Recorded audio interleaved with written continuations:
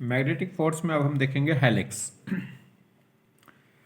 देखिए, अगर कोई m मास का q चार्ज का पार्टिकल v स्पीड से मैग्नेटिक फील्ड से एंगल थीटा बनाते हुए प्रोजेक्ट किया जाता है तो उस पर कितना फोर्स होता है, F equal to Q B B sine theta. ठीक, देखिए यहाँ पे ये हमारे पास मैग्नेटिक फील्ड है, मैग्नेटिक फील्ड की डायरेक्शन, और ये पॉजिटिव चार्ज को v वेलोसिटी से प्रोजेक्ट कर दिया। तो इस पे जो फोर्स होगा वो इस समय फोर्स क्या होगा, मैक्सिमम फोर्स होगा, क्योंकि इस समय मैग्नेटिक फील्ड और वेलोसिटी के बीच में एंगल कितना है 90, और साइन 90 क्या होगी, मैक्सिमम वैल्यू होगी 1। तो इस समय जो फोर्स लगेगा मैग्नेटिक फोर्स वो क्या होगा क्यू बी बी, और साइन थीटा की वैल्यू कितनी हो जाएगी 1। तो इस समय जो फोर्स होगा वो मैक्सिमम होगा। अगर हमने क्या करें, इस पॉजिटिव चार्ज पार्टिकल को मैग्नेटिक फील्ड के अलोंग प्रोजेक्ट कर दें v स्पीड से, तो इस समय जो फोर्स होगा वो कितना होगा 0, क्योंकि इन दोनों के बीच में एंगल कितना हो गया, थीटा इज इक्वल टू हो गया 0, तो साइन 0 हो जाएगा 0, तो फोर्स क्या हो जाएगा 0, क्योंकि जो फोर्स होगा वो कितना होगा एफ इज इक्वल टू होगा Q B B sine theta, और साइन 0 हो जाएगा 0, तो फोर्स क्या हो जाएगा 0। तो कहने का मतलब है कि अगर चार्ज पार्टिकल को, पॉजिटिवली चार्ज पार्टिकल को मैग्नेटिक फील्ड के 90 मैग्नेटिक फील्ड के परपेंडिकुलर अगर थ्रो किया जाता है तो फोर्स मैक्सिमम होता है, और अगर उसके मैग्नेटिक फील्ड के पैरेलल थ्रो किया जाता है तो फोर्स 0 होता है। ये हम फर्स्ट लेक्चर में देख चुके हैं। अब अगर हम बात करें चार्ज पार्टिकल को और मैग्नेटिक फील्ड के बीच में जो चार्ज पार्टिकल की वेलोसिटी और मैग्नेटिक फील्ड के बीच में जो एंगल है वो 0 और 90 के अगर बीच में है तो फिर क्या होगा। तो देखिए, मान लीजिए मैग्नेटिक फील्ड ये है b, मैग्नेटिक फील्ड की डायरेक्शन ये हो गई, और चार्ज पार्टिकल की जो वेलोसिटी है उसकी डायरेक्शन ये हो गई v वेलोसिटी, तो इनके बीच में एंगल कितना है थीटा। तो अब इस वेलोसिटी के दो कंपोनेंट होंगे, एक कंपोनेंट तो हो जाएगा वेलोसिटी का v साइन थीटा और एक v cos थीटा। मान लीजिए मैग्नेटिक फील्ड के अलोंग एंगल कितना है थीटा है, तो इसके अलोंग वेलोसिटी का कंपोनेंट हो जाएगा कितना v cos थीटा, और दूसरी तरफ आ जाएगा v साइन थीटा। जो वेलोसिटी का जो कंपोनेंट मैग्नेटिक फील्ड के अलोंग होगा उसकी वजह से तो कोई फोर्स होगा नहीं, मगर वेलोसिटी का वो कंपोनेंट जो मैग्नेटिक फील्ड के क्या होगा परपेंडिकुलर, कौन सा, v साइन थीटा, वो की, तो उस केस से उसकी वजह से फोर्स आएगा, उसकी वजह से फोर्स 0 नहीं होगा, उसकी वजह से फोर्स कितना होगा F equal to Q B B sine theta. तो कहने का मतलब है कि अगर हमने चार्ज पार्टिकल को मैग्नेटिक फील्ड के अलोंग फेंका है तो फोर्स 0, और परपेंडिकुलर फेंका है तो फोर्स मैक्सिमम है, और इन दोनों के 0 और 90 के बीच में किसी एंगल पे थ्रो कर दिया है तो उसमें वेलोसिटी के दो कंपोनेंट होंगे, एक मैग्नेटिक फील्ड के अलोंग होगा और एक मैग्नेटिक फील्ड के परपेंडिकुलर होगा। जो मैग्नेटिक फील्ड के अलोंग होगा उसकी वजह से तो कोई फोर्स लगेगा नहीं, मगर जो मैग्नेटिक फील्ड के परपेंडिकुलर वेलोसिटी कंपोनेंट होगा उसकी वजह से फोर्स आ जाएगा। क्लियर, चलिए तो देखिए, अगर हम बात करें, यहां समझें अब आप देखिए जी, हमारे पास ये कोई टेबल है, इस टेबल पे वर्टिकली अपवर्ड एक कांस्टेंट मैग्नेटिक फील्ड है B। ठीक, यहां पे हमारे पास हमने क्या कर लिया, इस टेबल पे एक कोऑर्डिनेट सिस्टम मान लिया है, ये x एक्सिस हो गई, ये y एक्सिस हो गई, और ये वर्टिकल अप क्या हो गया, पॉजिटिव z एक्सिस हो गई। ये कोई पॉजिटिव चार्ज पार्टिकल है Q जिसका मास है m, एक पॉजिटिव चार्ज पार्टिकल हो गया Q प्लस Q जिस पे मास कितना हो गया m, और v वेलोसिटी से इसको क्या कर दिया हमने, प्रोजेक्ट कर दिया। v वेलोसिटी से हमने इसको प्रोजेक्ट कर दिया जिसका एंगल थीटा, x एक्सिस से कितना एंगल ले लिया थीटा, मतलब मैग्नेटिक फील्ड का है वर्टिकल अपवर्ड, मतलब z एक्सिस, तो मैग्नेटिक फील्ड से एंगल कितना होगा 90 माइनस थीटा।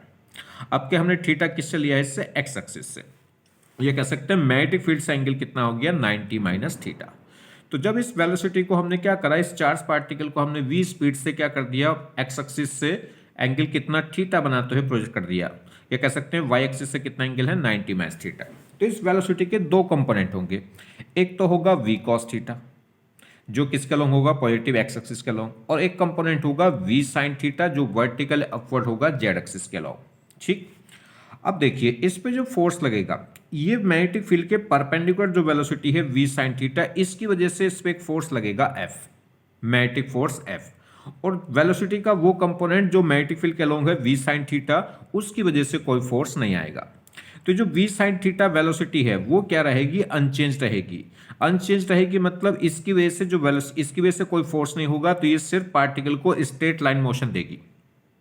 और ये जो वेलोसिटी है v cos थीटा जो मैग्नेटिक फील्ड के परपेंडिकुलर है, इसकी वजह से एक फोर्स आएगा, वो फोर्स जो होगा इस v sin थीटा के परपेंडिकुलर होगा, तो ये परपेंडिकुलर फोर्स क्या करेगा, इसे सर्कुलर मोशन दिलाएगा। इसे क्या दिलाएगा, सर्कुलर मोशन। ये जो v cos थीटा है इसका मैग्नीट्यूड तो हमेशा अनचेंज रहेगा, मगर वेलोसिटी डायरेक्शन लगातार हमेशा क्या होगी, चेंज। मतलब v cos थीटा वेलोसिटी की बात करें तो चेंज होगी, मगर v sin थीटा मैग्नीट्यूड की बात करें तो चेंज नहीं होगा। वेलोसिटी की डायरेक्शन चेंज क्यों होगी, क्योंकि इस पे फोर्स लगेगा और वो फोर्स लगातार इसकी डायरेक्शन को चेंज करेगा, जिसकी वजह से क्या होगा, v cos थीटा जो वेलोसिटी का कंपोनेंट है वो चेंज होगा, या कह सकते हैं मैग्नीट्यूड कांस्टेंट रहेगा, क्योंकि जो फोर्स है वो वेलोसिटी के परपेंडिकुलर लगता है, तो वो सिर्फ उसके द्वारा किया गया वर्क डन क्या रहता है, जीरो। अभी लास्ट लेक्चर में हमने देखा है। तो कहने का मतलब है कि जो मैग्नेटिक फील्ड के परपेंडिकुलर वेलोसिटी कंपोनेंट है वो तो इसको देगा सर्कुलर मोशन, और वेलोसिटी का वो कंपोनेंट जो मैग्नेटिक फील्ड के अलोंग है वो इसे देगा स्ट्रेट लाइन मोशन। तो ये दो मोशन इसमें आएंगे, किसमें, पॉजिटिव चार्ज पार्टिकल में, एक सर्कुलर मोशन और एक स्ट्रेट लाइन मोशन। इन दोनों मोशन को अगर हम ऐड करेंगे तो जो पाथ आएगा वो आएगा हेलिकल पाथ, यानी कि जो मोशन हो जाएगा वो हेलिक्स हो जाएगी।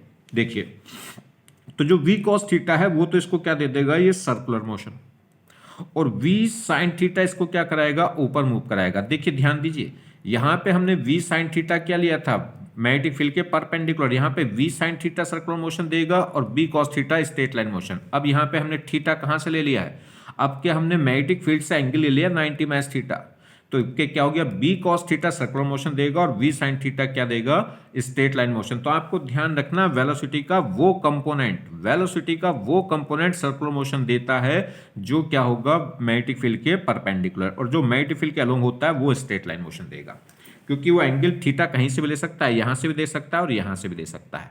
तो आपके इसमें कंफ्यूज नहीं होना, ये नहीं रखना कि b cos थीटा ही सर्कुलर मोशन देगा, v sin थीटा भी सर्कुलर मोशन दे सकता है, वो डिपेंड करेगा एंगल किधर से हमने लिया है। चलिए, फिलहाल b cos theta magnetic field के परपेंडिकुलर है तो ये सर्कुलर मोशन देगा, और v sin theta magnetic field के अलोंग है तो ये स्ट्रेट लाइन मोशन देगा।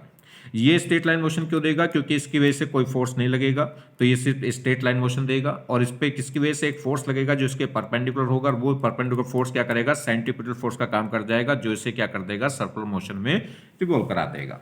ये v cos थीटा की जो मैग्नीट्यूड है वो फिक्स रहेगा, इसलिए जिस पॉइंट से स्टार्ट हुआ है उसी पॉइंट पे आएगा, मतलब वेलोसिटी कांस्टेंट रहेगी। क्यों, क्योंकि इस जो मैग्नेटिक फोर्स लगा है वो वेलोसिटी v cos थीटा के परपेंडिकुलर लगा है, तो इसके द्वारा वर्क डन जीरो रहता है, मतलब ये सिर्फ डायरेक्शन चेंज करेगा, इसकी स्पीड को चेंज नहीं करेगा। चलिए जी, तो वेलोसिटी के दो कंपोनेंट होगा, एक v cos थीटा जो मैग्नेटिक फील्ड के परपेंडिकुलर है, जो क्या देगा, इसको सर्कुलर मोशन देगा, और एक v sin थीटा जो मैग्नेटिक फील्ड के अलोंग हो गया, वो क्या करेगा, इसको स्ट्रेट लाइन मोशन देगा। आपको v cos theta v sin theta ध्यान नहीं रखना, आपको ये ध्यान रखना है कि जो मैग्नेटिक फील्ड के अलोंग है वो स्ट्रेट लाइन मोशन देगा, और जो मैग्नेटिक फील्ड के परपेंडिकुलर है उसकी वजह से सर्कुलर मोशन आएगा। चलिए, तो एक मोशन इसकी वजह से तो आ गया ये सर्कुलर मोशन, और इस v sin थीटा की वजह से आएगा ये वर्टिकल अप। तो ये पार्टिकल क्या होगा, ऊपर उठता जाएगा। दोनों मोशन को जब आप ऐड करोगे तो मोशन कैसा आएगा, ये देखिए जी, एक तो सर्कुलर मोशन हो गया और एक स्ट्रेट लाइन मोशन। इन दोनों मोशन को ऐड करेंगे तो ये पार्टिकल कहीं ऐसे ऐसे ये उठता हुआ चला जाएगा यहाँ, और फाइनली क्या होगा, यहाँ आके कहीं ये। तो अगर आप देखें तो ये हेलिक्स आपको बनती दिखाई देगी।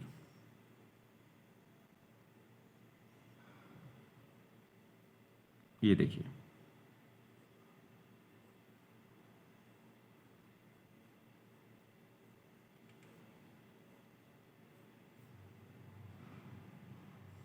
ये जी, ठीक। तो ये आपको ऐसे ऊपर उठता हुआ चलाएगा। तो इसने दे दिया सर्कुलर मोशन, और v sin थीटा ने दिया इसको straight line motion vertical up Z axis में। तो ये सर्कुलर मोशन करते हुए ऐसे ऊपर उठता आएगा। ये कंप्लीट एक रिवोल्यूशन हो गया। और ये पाथ कैसा कहलाएगा, तो ये जो पाथ है ये क्या कहलाएगा, ये जो पाथ है ये कहलाएगा हेलिकल पाथ, और क्या बन जाएगी ये, हेलिक्स। ठीक, अगर हम बात करें ये जो सर्कुलर मोशन होगा इसकी रेडियस कितनी होगी, तो रेडियस तो अभी हम पीछे देखें, रेडियस क्या था, m B upon Q B, radius थी m B upon Q B, मगर कौन सी वेलोसिटी, वो वेलोसिटी जो मैग्नेटिक फील्ड के परपेंडिकुलर है। तो सर्कुलर मोशन इसने किसको दिखाया, बी कॉस थीटा वाले कंपोनेंट ने इसको सर्कुलर मोशन दिया है, तो जो रेडियस होगी वो M B cos theta upon Q B, क्योंकि जो रेडियस होती है वो होती है आर इजिकल टू होगा M B upon Q B. तो ध्यान देना, वेलोसिटी यहाँ पे कौन सी आती है, वेलोसिटी का वो कंपोनेंट जो मैग्नेटिक फील्ड के परपेंडिकुलर है। और टाइम पीरियड की बात करें तो time period t equal to होगा 2 pi m upon Q B. तो इसमें तो वेलोसिटी का कोई कंपोनेंट आता नहीं, ये वेलोसिटी क्या रहती है, इंडिपेंडेंट रहती है। जब हमने टाइम पीरियड निकाला था तो वहां पे वेलोसिटी आपस में कैंसिल हो गई थी, तो इसमें वेलोसिटी का कोई कंपोनेंट नहीं आता, ये क्या रहती है, कांस्टेंट रहता है। ठीक, एक रिवॉल्यूशन में, कंप्लीट रिवॉल्यूशन में ये कितना मैग्नेटिक फील्ड के अलोंग मूव कर गया है, पार्टिकल मैग्नेटिक फील्ड के अलोंग कितना मूव कर गया है एक कंप्लीट रिवॉल्यूशन में, उसे बोलते हैं पिच। ये एच क्या कहलाएगी, ये पिच। अब ये पिच कितनी होगी, पहली बात तो देखिए इसको ऊपर कौन ले जा रहा है, ऊपर ले जा रहा है बी साइन थीटा, यानी कि वेलोसिटी का वो कंपोनेंट जो मैग्नेटिक फील्ड के अलोंग है। ठीक, और ये इस वेलोसिटी कैसी है, ये अनचेंज्ड है, तो ये कांस्टेंट है, कांस्टेंट है तो बस स्ट्रेट लाइन मोशन होता रहेगा और उसमें कोई एक्सेलरेशन नहीं होगा।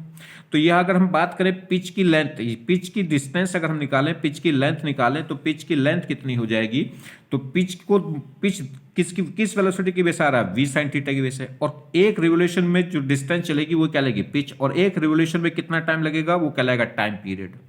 तो वी साइन थीटा इसको मूव कराएगा कब तक, टी टाइम तक, यानी कि टाइम पीरियड तक। तो अगर हम बात करेंगे यहाँ पे पिच, तो पिच क्या हो जाएगा, वी साइन थीटा इसको मूव कराएगा कितने टाइम तक, 1 राउंड तक, और 1 राउंड में टाइम कितना लगेगा, टी। तो v sign theta into t, और टी कितना होता है, 2 pi m upon Q B. Clear, 2 pi upon Q B.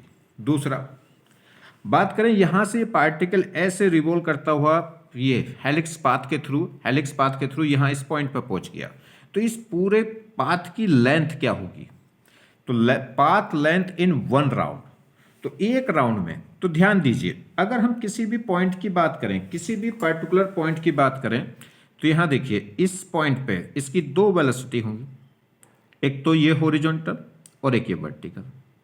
Vertical क्या रहेगा, V sign theta, horizontal speed velocity तो चेंज होगी मगर ये स्पीड तो सेम रहेगी, कितनी, वी कॉस थीटा। तो वेलोसिटी तो हमेशा एंगल क्या बना रहेगा, हमेशा एंगल v का जो एंगल है वो हमेशा इससे कितना बना रहेगा, थीटा। या किस इस पॉइंट पे देख लो आप, ये वाली स्पीड क्या रहेगी, वर्टिकल अप वाले क्या होगी, ये हमेशा v कॉस थीटा, और ये हमेशा क्या है, v साइन थीटा। मतलब इसकी जो स्पीड है वो तो हमेशा नेट स्पीड तो v बनी रहेगी। तो v स्पीड से कितने टाइम तक चला, t टाइम तक। तो पाथ लेंथ अगर हम बात करेंगे, तो पाथ देखिए इस पॉइंट पे भी अगर आप देखोगे तो इस पॉइंट पे भी एक वेलोसिटी कंपोनेंट होगा वर्टिकल, कितना, v साइन थीटा, एक कंपोनेंट हो जाएगा v कॉस थीटा, और इसलिए इन दोनों का रिजल्टेंट हमेशा कितना आएगा, ये नेट v। और v स्पीड इसको क्या करेगी, 1 रिवोल्यूशन तक कितनी डिस्टेंस चला देगी, 1 रिवोल्यूशन में कितना टाइम लगेगा, t। तो पाथ लेंथ इन 1 राउंड, तो सीधा सीधा सा v इंटू टी। ठीक है, क्योंकि स्पीड क्या रहनी है, कांस्टेंट। देखो वेलोसिटी कंपोनेंट सिर्फ ये v cos थीटा वाला वेलोसिटी कंपोनेंट बदलेगा, और वो भी किसकी वजह से, डायरेक्शन बदलने की वजह से, इस मैग्नीट्यूड तो इसका भी नहीं बदलेगा। तो v cos थीटा रहेगा, और v sin थीटा हमेशा v sin थीटा रहेगा, क्योंकि ये जो फोर्स लग रहा है ये सिर्फ इसकी डायरेक्शन को बदलेगा, इसके मैग्नीट्यूड को नहीं। तो नेट वेलोसिटी पार्टिकल की हमेशा कितनी रहेगी, v रहेगी। तो कह सकते हैं वेलोसिटी तो चेंज होगी मगर ये कह सकते हैं स्पीड, नेट स्पीड हमेशा क्या रहेगी, v। और ये अगर पाथ लेंथ देखें तो ये कितना, किसकी पाथ लेंथ है, एक राउंड की, और एक राउंड में कितना टाइम लगेगा, टाइम पीरियड t, और कितनी स्पीड से चलेगा, v से। तो जो पाथ लेंथ हो जाएगी क्या हो जाएगी, v इंटू टी। v तो v है और t कितना है, 2 pi m upon Q B. Clear, ये क्या हो जाएगा, 2 pi m upon Q B. तो ये ऐसे पाथ लेंथ निकाल सकते हैं। एक और तरीका है, जैसे ये हमारे पास जो हेलिक्स बनेगी, अगर आप किसी इस हेलिक्स को क्या कर दो, बिल्कुल एक टेबल पे बिछा दो, इस हेलिक्स को यहां से खोल के इसको क्या कर दो, टेबल पे बिछा दो, तो ये देखो एक पूरा एक ट्रायंगल सा बनता दिखाई देगा। आप कहीं से भी यहां से यहां तक के हेलिक्स ले लो तो आपको क्या दिखाई देगा, एक ट्रायंगल। यहां से यहां तक के हेलिक्स दिखाई देख लो तो आपको एक ट्रायंगल बनता दिखाई देगा। इस तरीके से आपको एक ट्रायंगल बनता दिखाई देगा। ये तो इसकी सर्किल की पूरी सर्कमफेरेंस हो जाएगी कितनी, 2 पाई, ये तो सर्किल कितना, 2 पाई आर, और ये पिच कितना, h। ये इसका बेस हो गया, ये इसका परपेंडिकुलर हो गया, और ये जो पाथ लेंथ है ये क्या हो जाएगी, हाइपोटेनियस।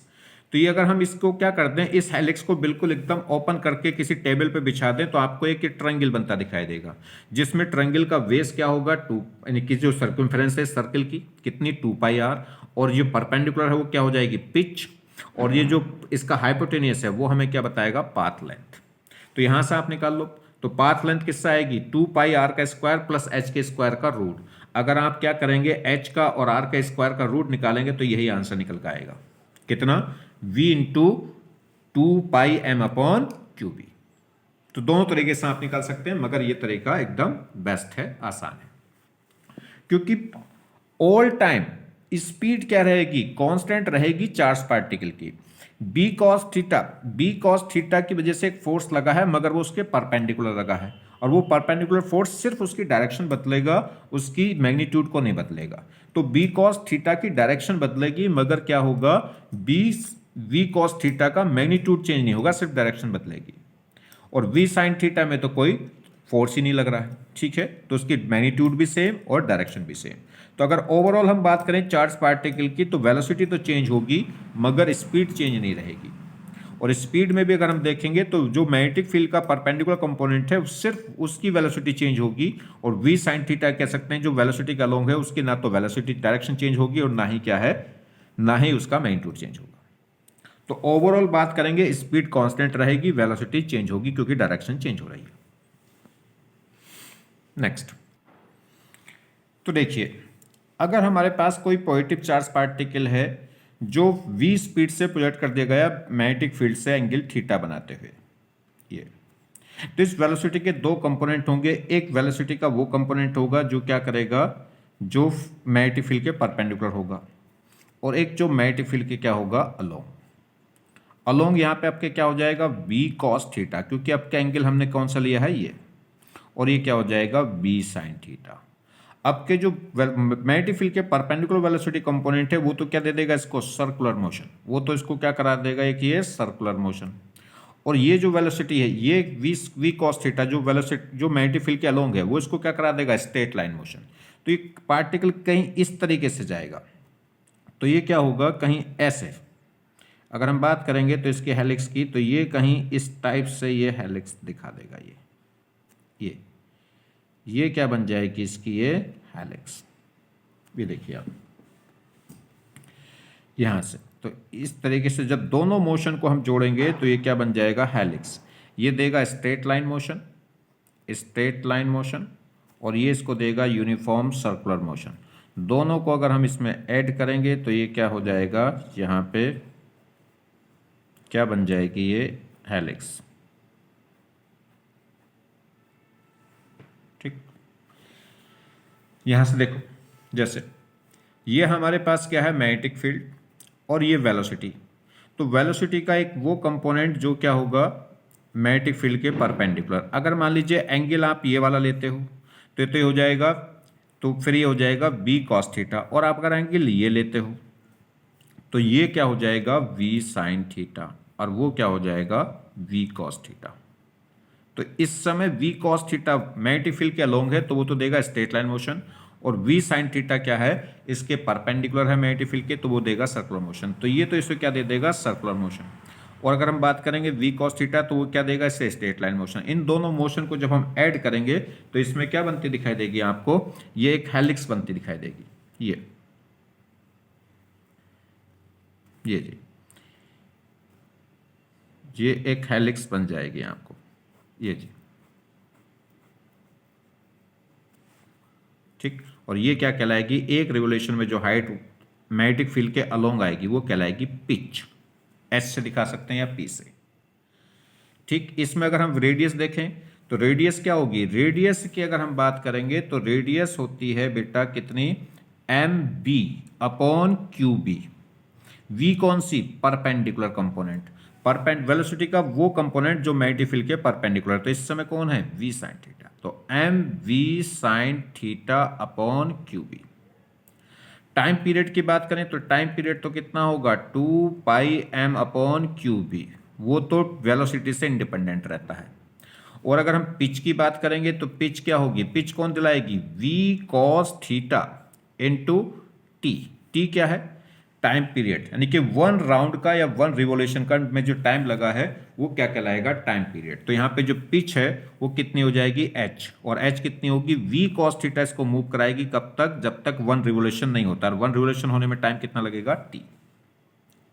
ये पिच हो जाएगी। तो आप ध्यान देना यहाँ पे b cos थीटा भी आ सकता है, b sin थीटा भी, क्योंकि वो डिपेंड करेगा कि आप एंगल किधर से मेजर कर रहे हैं, ठीक है। जैसे और देखिए, और एक दो एग्जाम्पल देखो। ये वेलोसिटी, ये चार्ज पार्टिकल की वेलोसिटी है और ये मैग्नेटिक फील्ड की डायरेक्शन है। अगर मान लीजिए इनके बीच में एंगल ये थीटा है, तो वेलोसिटी का एक कंपोनेंट तो मैग्नेटिक फील्ड के अलोंग आ जाएगा, वो कितना हो जाएगा v cos थीटा, और ये क्या हो जाएगा यहाँ पे v sin थीटा। ठीक, ये तो इसको क्या दिलाएगा, सर्कुलर मोशन, और ये क्या देगा, स्ट्रेट लाइन मोशन। दोनों के मोशन जब ऐड करेंगे तो यहाँ पे क्या बन जाएगा, हेलिक्स। तो ये तो इसको क्या देगा, एक सर्कुलर मोशन, ये तो क्या दे देगा इसको, एक सर्कुलर मोशन, और ये क्या देगा इसको, स्ट्रेट लाइन मोशन। तो जब दोनों मोशन को ऐड करेंगे तो ये कहीं इस टाइप का मोशन आ जाएगा। ये जी देखिए, ये क्या हो जाएगी, यहाँ पे आपको हेलिक्स बनती दिखाई देगी, ये आगे चला जाएगा जैसे ये। तो इसके दो कंपोनेंट होंगे, एक ये और एक ये कंपोनेंट तो इसे आगे ले जाएगा, और ये कंपोनेंट क्या दे देगा, सर्कुलर मोशन। तो सर्कुलर मोशन इसकी वजह से, और इसकी वजह से क्या आएगा, स्ट्रेट लाइन मोशन। तो ये जब मोशन ऐसे आएगा तो ये इस टाइप की ये हेलिक्स बनती चली जाएगी। आगे बात समझ में क्या नहीं, जिसकी रेडियस कितनी होगी, रेडियस होगी M V upon Q B, मगर वी कौन सा, वेलोसिटी का वो कंपोनेंट जो क्या है, मैग्नेटिक फील्ड के परपेंडिकुलर है, ये परपेंडिकुलर कंपोनेंट। और टाइम पीरियड कितना होगा, टाइम पीरियड होगा 2πm अपॉन क्यू बी।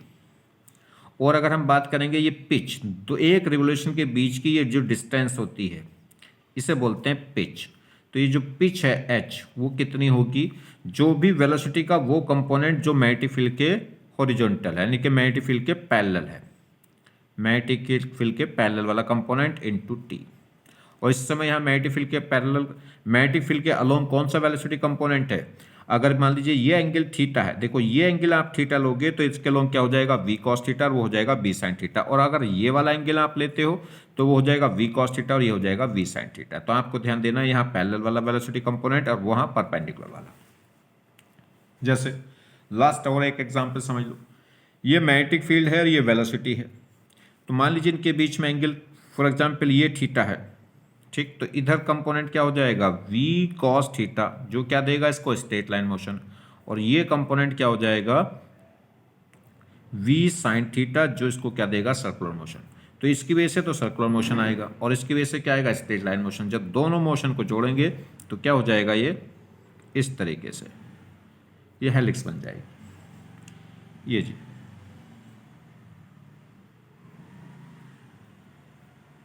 ये क्या बन जाएगी, हेलिक्स। क्लियर। तो ध्यान देना, हेलिक्स की जो एक्सिस है वो हमेशा किसके अलोंग होगी, मैग्नेटिक फील्ड के अलोंग। चलिए एक प्रॉब्लम समझ लीजिए, एडवांस का PYQ है ये, जे एडवांस का क्या है क्वेश्चन, समझो। क्वेश्चन ये है कि एक Q charge particle m mass का प्रोजेक्ट कर दिया गया फ्रॉम ओरिजिन, कितनी इनिशियल स्पीड से, ui minus vj। Uniform electric field and magnetic field exist in the region. जहां पे ये प्रोजेक्ट करा गया वहां पे इलेक्ट्रिक फील्ड भी है और मैग्नेटिक फील्ड भी है अलोंग वाई एक्सिस। एक uniform electric field magnetic field के स्पेस में, जो इलेक्ट्रिक फील्ड मैग्नेटिक फील्ड किधर है, अलोंग वाई एक्सिस के अलोंग है, कांस्टेंट है। वहां पे एक charge particle Q m mass का प्रोजेक्ट कर दिया गया इतनी इनिशियल स्पीड से। तो कह रहा है इलेक्ट्रिक फील्ड कांस्टेंट है, यूनिफॉर्म है, जिसका मैग्नीट्यूड कितना है E, और मैग्नेटिक फील्ड भी कांस्टेंट है, जिसका मैग्नीट्यूड कितना है E। तो कह रहा है the particle will definitely return to the origin. ये पार्टिकल जहां से फेंका गया, जिस यानी कि ओरिजिन से फेंका गया, वापस उसी ओरिजिन पे आ जाए। कह रहा है particle will be definitely return to the origin, find relation between U, V, E and V। Question समझो, ये कह रहा है एक चार्ज पार्टिकल है जिस पे चार्ज है Q, मास है m, उसको ओरिजिन से इनिशियली थ्रो कर दिया गया किस स्पीड से, ui माइनस vj से। और जिस स्पेस में फेंका गया उसमें इलेक्ट्रिक फील्ड और मैग्नेटिक फील्ड दोनों हैं किसके लॉन्ग, वाई एक्सिस के लॉन्ग, और दोनों ही कांस्टेंट हैं। मतलब E की वैल्यू भी फिक्स है कितनी E, और मैग्नेटिक फील्ड की वैल्यू भी कांस्टेंट है कितनी V। तो कह रहा है कि इस U, V, E और V में क्या रिलेशन हो कि पार्टिकल एग्जैक्टली ओरिजिन पॉइंट पे घूम के आ जाए, ठीक है, या पार्टिकल ओरिजिन पॉइंट पे वापस आ जाए। तो उस केस में U, V, E और मतलब U में, V में और इलेक्ट्रिक फील्ड और मैग्नेटिक फील्ड में क्या रिलेशन होना चाहिए, या इनके बीच में क्या रिलेशन हो कि पार्टिकल क्या हो जाए, एग्जैक्ट ओरिजिन पॉइंट पर आ जाए, यानी कि वापस अपने ओरिजिन पॉइंट पर आ जाए जहां से उसको थ्रो किया गया था। इतना क्वेश्चन दिया हुआ था, इसमें ये डायग्राम नहीं दिया था। डायग्राम चलो मैं समझा देता हूं। जैसे हमारे पास ये कोई टेबल है, इस टेबल में मैंने कोऑर्डिनेट सिस्टम मान लिया, ये एक्स एक्सिस, ये वाई एक्सिस और ये वर्टिकल अब क्या हो गई जेड एक्सिस। ठीक, एक ये पॉजिटिव चार्ज पार्टिकल है जिस पे चार्ज कितना है क्यू और मास कितना एम।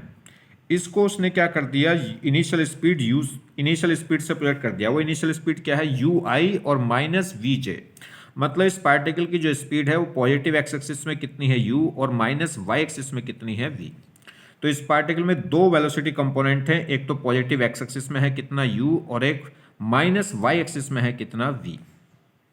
और दूसरा कहा है कि इस स्पेस में इलेक्ट्रिक फील्ड और मैग्नेटिक फील्ड दोनों एग्जिस्ट करते हैं, कांस्टेंट यूनिफॉर्म इलेक्ट्रिक और मैग्नेटिक फील्ड, जिसकी डायरेक्शन किसके अलोंग वाई एक्सिस। तो इलेक्ट्रिक मैग्नेटिक फील्ड भी किसके अलोंग है, पॉजिटिव वाई एक्सिस के अलोंग, और इलेक्ट्रिक फील्ड भी किसके अलोंग है, पॉजिटिव वाई एक्सिस के अलोंग। तो यहाँ इस पूरी टेबल पे इलेक्ट्रिक फील्ड और यूनिफॉर्म इलेक्ट्रिक फील्ड है, यूनिफॉर्म मैग्नेटिक फील्ड है किस अलोंग पॉजिटिव वाई एक्सिस। ठीक, अब समझिए ये कोई चार्ज पार्टिकल मैग्नेटिक फील्ड में रखा है, तो अगर क्या होगा, मैग्नेटिक फील्ड किधर है, वाई एक्सिस में, और ये पार्टिकल क्या है, यू जो स्पीड है वो क्या है, इस मैग्नेटिक फील्ड के क्या होगी, परपेंडिकुलर। अगर मैग्नेटिक फील्ड किसके अलोंग है, देखिए वाई के अलोंग, और मैग्नेटिक फील्ड के परपेंडिकुलर जो वेलोसिटी कंपोनेंट है वो इसको क्या दे देगा, circular motion, uniform circular motion. तो इसकी वजह से तो ये क्या होगा, यूनिफॉर्म सर्कुलर मोशन में आ जाएगा। ये देखिए क्लियर, इस u की वजह से जो मैग्नेटिक फील्ड के क्या है, परपेंडिकुलर। मगर ये जो वेलोसिटी कंपोनेंट है ये माइनस वाई एक्सिस के अलोंग है और मैग्नेटिक फील्ड किधर है, वाई के अलोंग। तो इसकी वजह से मैग्नेटिक फील्ड की वजह से तो इस पे कोई फोर्स लगेगा नहीं, इस पे जो फोर्स लगेगा उसने क्या कर दिया, इसको सर्कुलर मोशन दे दिया। मगर अब इस पॉजिटिव चार्ज पे इधर एक इलेक्ट्रिक फील्ड और है, और इलेक्ट्रिक फील्ड क्या करेगा, इस पॉजिटिव चार्ज पे इलेक्ट्रिक फील्ड के अलोंग एक फोर्स लगेगा कितना, क्यू ई। इधर एक फोर्स लग जाएगा कितना, Q इंटू ई। ये फोर्स क्या करेगा, इस वेलोसिटी को लगातार क्या करेगा, डी एक्सेलेट करेगा। तो ये पार्टिकल यहां आएगा और देखिए यहां तक आएगा और यहां से वापस यहां पहुंच जाएगा। क्यों, क्योंकि ये वेलोसिटी लगातार डी एक्सेलेट होगी किससे, इलेक्ट्रोस्टैटिक फोर्स से, क्यू ई। क्योंकि इलेक्ट्रिक फील्ड इस पार्टिकल पे एक फोर्स लगाएगा किसके अलोंग, अगर पॉजिटिव चार्ज पार्टिकल है तो इलेक्ट्रिक फील्ड के अलोंग यानी कि पॉजिटिव एक्सिस के अलोंग एक फोर्स लगेगा क्यू ई, जो क्या करेगा, इस v वेलोसिटी के अपोजिट है तो इसे लगातार डी एक्सेलेट करेगा। तो पहले वेलोसिटी को क्या करेगा, जीरो, और जीरो के बाद फिर वापस क्या कर देगा, उसको ओरिजिन पॉइंट पे ले जाएगा। तो क्वेश्चन क्या कह रहा है, ये कह रहा है कि पार्टिकल वापस ओरिजिन पॉइंट पर आ जाए। अब ये ओरिजिन पॉइंट पे कब आएगा, पहली बात तो देखिए यहां से यहां तक गया और यहां से यहां तक आने में कितना टाइम लगेगा। तो ये जो टाइम लगेगा अगर आप समझो, देखिए किसी भी पार्टिकल को अगर हम क्या करें, किसी भी पार्टिकल को वर्टिकली अपवर्ड, यहां समझो फ्री फॉल मोशन याद है आपको, अगर किसी पार्टिकल को यू स्पीड से वर्टिकल अपवर्ड फेंका जाए तो उसे टॉप तक जाने और आने में जो टाइम लगता है, वो टाइम ऑफ फ्लाइट है, वो कितना होता है, 2u/g। u क्या हो गई, इनिशियल स्पीड, और g क्या होता है, रिटार्डेशन, जो इसको ग्रेविटेशनल एक्सेलरेशन क्या करता है, रिटार्ड करता है। तो सेम कहानी आप यहां लगा सकते हैं। तो देखिए ये इसको पहले ये ऊपर जाएगा, इधर आएगा वाई एक्सिस में, माइनस वाई एक्सिस में, और फिर वापस ओरिजिन पॉइंट पे पहुंच जाएगा, क्योंकि क्यू ई लगातार इसको क्या करेगा, डी एक्सलेट। तो पहले डी एक्सलेट करके स्पीड जीरो करेगा और फिर वापस यहाँ।